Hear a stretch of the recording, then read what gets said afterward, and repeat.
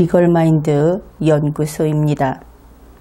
우리는 유튜브 리걸마인드 연구소 채널에서 헌법이나 역사 그리고 철학 또 사람됨과 인생에 대해서 생각을 하고 또 이러한 대화를 해왔습니다. 같은 시간에 같은 주제를 탐구해 온 셈이죠. 그리고 국민 여러분은 이 동영상 페이지에 댓글을 쓰거나 또 리걸마인드 연구소 채널의 커뮤니티에 글을 쓰기도 하고 그런 경우들이 있습니다. 이 모든 활동은 창작이고 또 글쓰기 활동입니다. 그런데 이렇게 글을 쓸 때 글을 쓰는 사람이 지켜야 하는 격식이 있지요. 이번에는 글을 쓰는 사람이 지켜야 하는 격식, 그 이야기를 해보기로 합시다. 첫째, 글은 문자로 하는 의사표시 방식입니다. 따라서 글은 읽을 수 있어야 할 것입니다. 문장으로서 읽을 수 있어야 한다. 그런 뜻이죠. 가령 재미로 파자를 쓰는 경우가 있습니다. 자음만을 쓰는 경우가 종종 있는데 이것은 파자라는 것은 깨어진 글자를 가리키죠. 파자를 쓴다든지 혹은 의성어를 쓴다든지 또 축약어를 쓰는데 좀 많이 축약해서 그 내용을 처음 보는 사람은 한글을 알고 있음에도 불구하고 그 뜻을 알 수 없을 정도로 그렇게 축약을 한 경우가 있고 또 문자는 없고 이모티콘만 있는 경우도 있습니다. 그리고 띄어쓰기가 전혀 안 된 경우도 있고 이런 경우는 문자로서 그 역할을 하지 못하지요. 한글을 알고 있어도 읽을 수 없다. 그것은 이런 경우가 될 겁니다. 또한 그 비속어를 좀 자주 쓰는데 비속어는 안 됩니다. 그것은 설령 우리 모두가 비난하는 김정은에 대한 것이라 하더라도 댓글로 비속어를 쓰는 것은 찬성하지 않습니다. 왜냐하면 댓글로 쓰는 이 비속어가 김정은의 게시판에 김정은의 채널에 올라간다면 상관할 바가 아니죠. 그런데 그것은 이 리걸마인드 연구소 채널에 게시되어 있습니다. 그 욕설을 그 비속어를 보는 사람은 바로 우리들 자신이기 때문에 그래서 그것을 허용하지 않는 겁니다. 두 번째로 글은 의미가 명확한 글이어야 하겠다. 만일 뜻이 애매한 글이 되면 오해의 여지가 생깁니다. 그리고 그런 뜻을 알 수 없는 뜻이 불분명한 글은 한 번 읽어서 될 것을 그 짧은 댓글을 두 번, 세 번 읽어도 뜻을 알 수 없게 되죠. 이것은 글을 읽는 사람이 아주 피로감을 느끼게 됩니다. 그래서 의미가 명확한 글을 써야 하겠다. 그러면 어떻게 쓸 것인가? 이런 것입니다. 주어와 서술어를 또박또박 적어달라. 나는 A라고 생각한다. 이렇게 써주면 정말 초등학생도 바로 이해할 수 있죠. 가령 목적어가 있는 경우에는 이때 유의할 것이 주어와 목적어를 분명하게 구분을 해서 이것이 혼동되지 않도록 써주는 것이 중요합니다. 갑의 주장 B 부분을 반박한다. 그 논거는 첫째 이런 것이고 둘째 이런 것이다. 이렇게 써주면 분명하게 그 뜻을 전달할 수 있습니다. 세 번째는 그것이 댓글이니까 내용과 관계 있는 글을 써야 하겠죠. 수학 시간에 미술 이야기를 하면 안 된다 하는 겁니다. 할 수도 있지 않느냐. 그것은 어린아이들이나 그런 이야기를 하죠.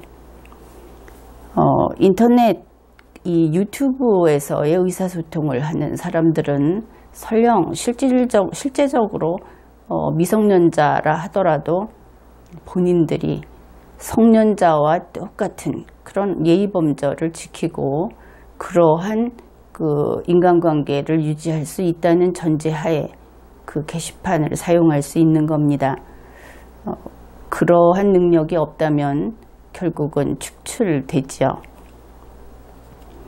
내용과 관계 있는 글이어야 한다고 했는데 내용과 관계없이 엉뚱한 글을 쓰는 사례를 몇 가지 짚어가면서 이야기를 해봅시다.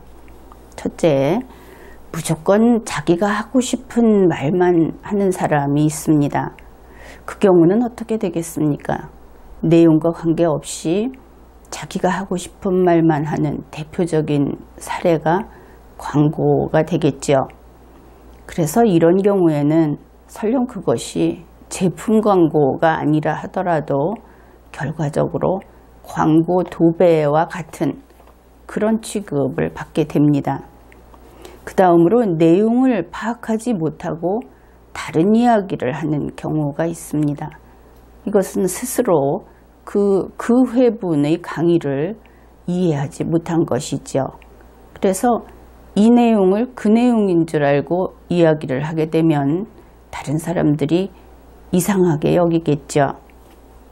그 다음은 다른 데서 방송을 보다가 그 기억이 아직 잔상이 남은 상태로 이곳에 와서 거기서 들은 내용을 가지고 그것을 토대로 댓글을 쓰는 그런 경우가 되겠습니다. 그 내용을 파악하지 못하고 혹은 다른 데서 듣다가 혼동하고 이런 경우는 실은 여기서의 그 강의를 착실히 듣지는 못한 경우 혹은 제목만 본 경우 앞에 일부만 본 경우 이런 경우가 될 수도 있습니다. 어떻든 이 경우를 좀 더 이야기를 해보죠. 다른 방송을 보다가 와서 여기서 엉뚱한 이야기를 하는 그런 예로서 가장 자주 접할 수 있는 것은 아무래도 박근혜 전 대통령을 지지하면서 쓰는 그런 글이 되겠습니다. 이런 내용이죠. 왜 박근혜 무죄 석방, 또 거기서 좀 더 나아가서 박근혜 대통령의 복위 활동을 하지 않느냐, 이런 식의 댓글을 쓰는 겁니다. 이런 글을 쓰면서 다니는 네티즌들, 이런 활동을 하는 사람들이 참 국민들을 많이 괴롭히고 있습니다. 국민들은 이런 활동을 하는 사람들을 성가신 존재로 인식하고 있는 것이죠. 왜냐하면 그것은 그들의 그 신념을 타인에게 강요하고 있는 것이기 때문에. 그래서 이건 좀 아무래도 너무 심하다, 혹은 강요당하고 있다, 피하고 싶다, 이런 이야기들을 많이 하고 있습니다. 일단 이야기를 꺼냈으니까 리걸마인드 연구소에서 왜 박근혜 무죄 석방을 주장하지 않느냐, 박근혜 대통령 복위 활동을 하지 않느냐, 거기에 대한 답을 하겠습니다. 리걸마인드 연구소는 헌법을 준수하고 대한민국을 지키고 그리고 우리 5천만 국민의 공존을 확고히 해서 그래서 오늘보다 나은 내일을 이루고자 하는 것이 그 목표입니다. 따라서 어떤 개인을 지지한다든지 그가 설령 정의롭다 하더라도 그가 또 아주 곤궁하다고 하더라도 어떤 개인의 문제를 다루는 것은 이러한 목표와 관련이 되었을 때만 할 수 있는 것이지, 개인을 보고 개인을 위해서 그런 일을 하지는 않습니다. 그렇다면은 어떤 개인이 이러한 목표와 관련되는 그런 사람이 될 수 있을까? 그것은 국가의사를 결정하는 개인이든지 아니면 그것을 결정하는 데 영향을 미치는 결국은 공무원이나 또 그런 국가적인 이슈와 관계되는 그런 사람이 될 겁니다. 그런데 박근혜 전 대통령은 사실 나의 소신에 따르면 박근혜 씨라고 불러야 옳습니다. 그의 경우는 어떻게 될 것인가? 만일 현재 피고인의 신분인데 그가 혐의 없음이 확인이 되면 그러면 박근혜 씨가 무죄에 석방될 겁니다. 그런데 그것이 어떤 일입니까? 물론 좋은 일이죠. 그런데 그 사람 개인의 일인 겁니다. 게다가 박근혜 씨는 현재 대한민국의 대통령이 아닙니다. 국가의사를 결정하는 공무원이 아니다 하는 것이지요. 물론 나는 문재인 청와대 대통령이 헌법상의 기관이 아니라고 주장합니다. 그러나 그렇다고 해서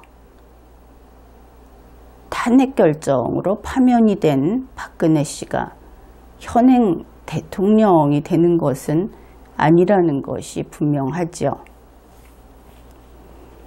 그래서 이것은 그가 현재 그 개인이 피고인으로 있는데 무죄가 된다든지 또 복위라는 것은 법적으로는 논의할 사항이 아니긴 합니다. 그런데 어떻든 이러한 것들에 반대하느냐, 반대해서 이것을 다루지 않느냐, 그런 차원이 아니다 하는 답을 하겠습니다. 결국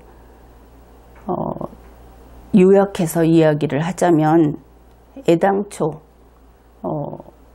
이제는 자연인인 박근혜 씨는 리걸마인드 연구소의 관심 대상이 아니다. 그런 것이죠. 물론 박근혜 씨 혹은 그가 과거의 사건으로 박근혜 전 대통령으로서 뉴스에 나올 때가 있습니다. 그럴 때는 뉴스의 내용으로서 다루죠. 그런데 박근혜 씨 관련 뉴스를 이렇게 예시로라도 쓰는 날에는 이 강의를 이해할 수준이 못 되는 그 오판 친박이라고 할까요? 그런 사람들이 몰려오곤 했습니다. 여러분이 다 알고 있을 겁니다. 오판 친박, 이것은 친박을 가리키는 것이 아니고 지금까지 이런 식으로 자신들의 신념을 강요하면서 여기에 와서 쓸데없는 댓글을 쓴 그런 사람들만을 가리키는 특별히 만든 호칭입니다. 이 사람들이 몰려와서 행패를 부리곤 할 때는 이런 생각도 하게 됩니다. 사실 문재인 청와대 대통령에 대한 날카로운 비판 대단히 많았고 법적인 추궁으로 이어질 수 있는 그런 강의도 많았는데 청와대에서는 몰려오지 않더군요. 그래서 역시 파면된 사람보다는 현직이 낫다. 이런 생각까지 하게 되었습니다. 이제 다시 본론으로 돌아갑시다. 글을 쓸 때 내용과 관계 있는 글을 쓰자 이렇게 이야기를 했는데 내용과 관계 없는 글을 쓰게 되면 다음과 같은 일이 생기게 됩니다. 즉 스스로 오판해서 댓글을 쓰게 되면 그는 어떤 경우인가, 어떤 사람인가, 그는 리걸마인드 연구소 강의를 이해하지 못하는 것입니다. 그리고 리걸마인드 연구소의 강의를 이해하지 못했다면 그 사람은 분명 시간을 낭비한 것이지요. 이 강의를 이해하지 못한 사람이 쓴 댓글 역시 시간을 낭비한 것이다. 그렇게 이야기할 수 있습니다. 그렇기 때문에 가끔 삭제되는 겁니다.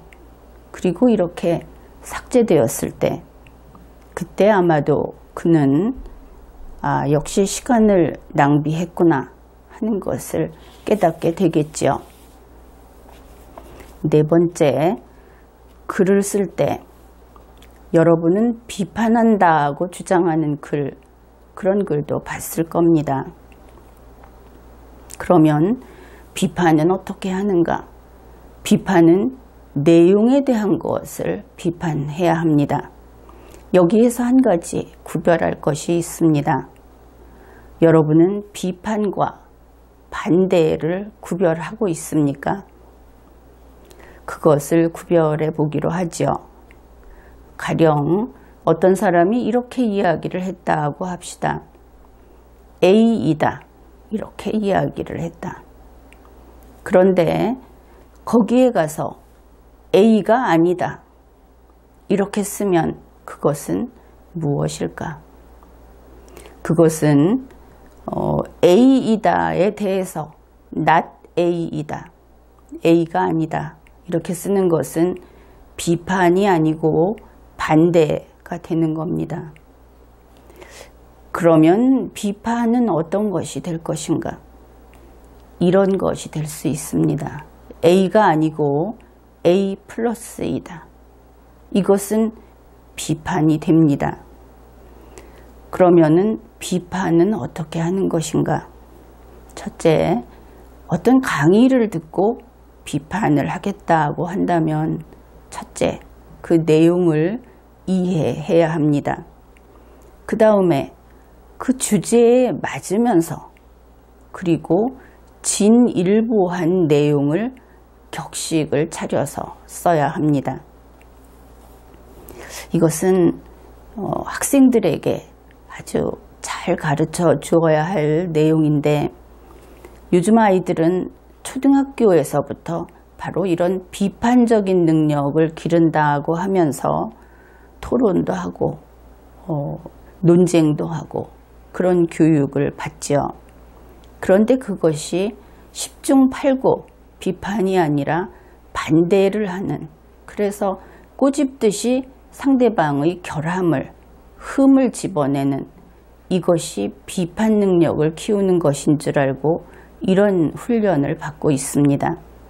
그것은 어떤 경우에도 반대에 불과합니다. 생산적인 것이 아니죠.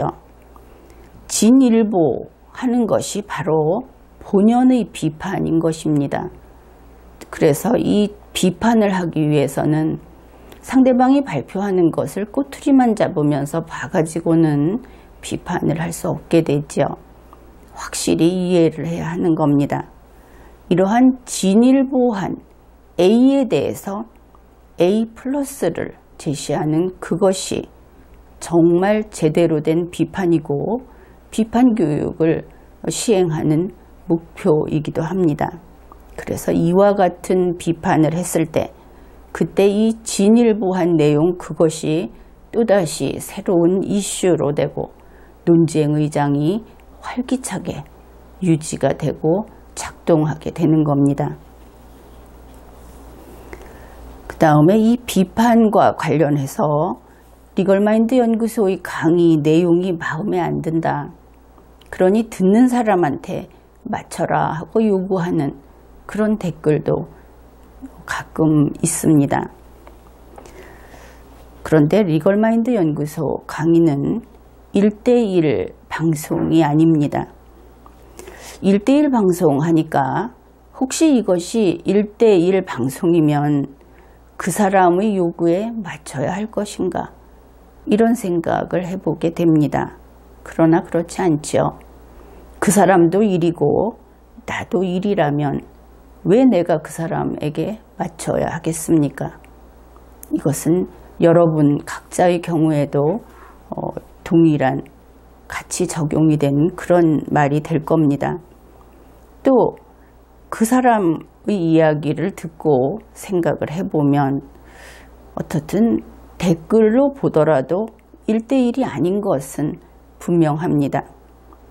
그 사람의 댓글은 한 줄이죠. 그런데 나는 1시간 동안 이야기를 합니다. 이 1시간 동안 한 이야기를 그 댓글과 비교해서 본다면 한 1000줄쯤 되겠죠. 그러면 1대 1000입니다. 1로 1000을 바꾸려고 해서야 되겠습니까? 그것은 망상이라고 할 것입니다. 5번째, 다시 글쓰기 이야기를 하겠습니다. 이것은 방송 진행에 대한 충고를 하는 댓글이 또 그렇게 드물지 않게 나타나곤 합니다. 여기에 대해서는 대체적으로 이런 이야기를 할 수 있습니다. 혹시 갑자기 소리가 나오지 않는다든지 화면에 문제가 있다든지 하는 그런 돌발 상황을 알리는 것이라면 도움이 되죠.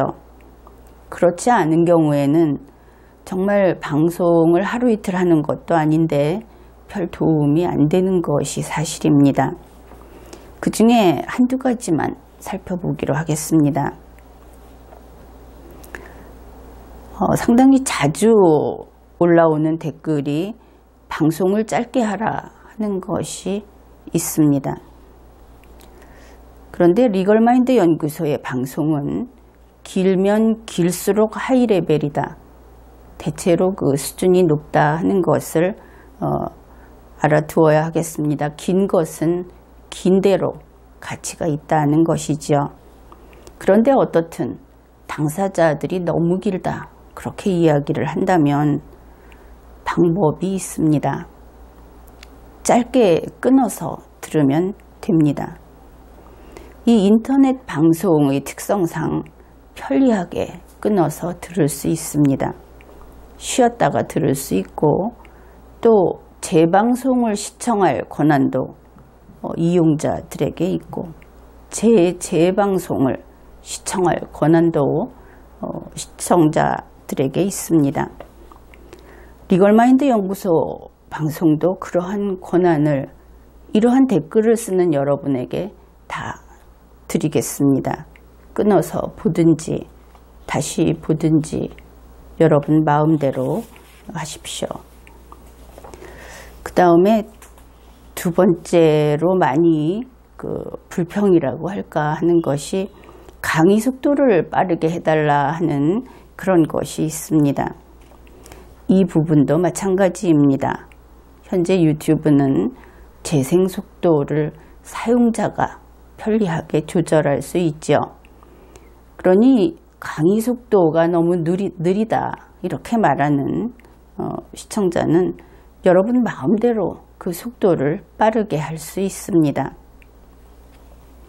그런데 다만 이와 관련해서 여러분이 이 속도를 조절해서 빠르게 들을 때 그것은 나의 목소리가 아니고 그것은 내가 추론하는 속도를 함께 경험하는 것이 아니다 하는 것만큼은 알아두어야 한다.